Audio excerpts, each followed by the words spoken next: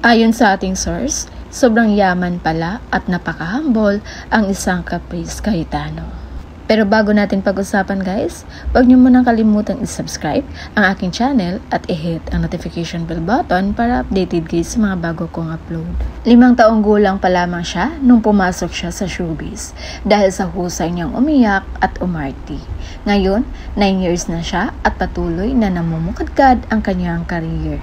Pero sa kabila ng marami ang nahumaling sa kanya, nagkaroon na din ito ng bashers sa ngayon dahil may mga nagsabi na sumikat lang daw siya dahil sa pagpasok niya or naging sikat lang daw siya dahil sa pagpasok niya sa bahay ni Kuya.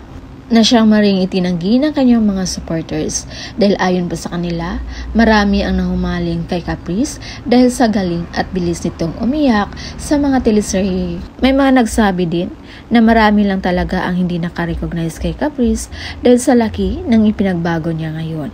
Mas lalo daw kasi itong gumanda na parang naging Koreana ang dating. Dagdag pa ng kanyang mga supporters, kung hindi daw kilala si Caprice, bakit daw ito nag-viral sa first day pa lang nito sa PBB. Halos daw kasi sinakop nito ang lahat ng social media sa pagiging trending. Sa ngayon, mas marami pa ang naging supporters ni Caprice dahil may nilayag sila na magiging ka-love team nito si Clifford. Wala mang masyadong screen time si Caprice at si Clifford sa PBB pero ang lakas ng chemistry ng dalawa kahit magsulyapan lang sila.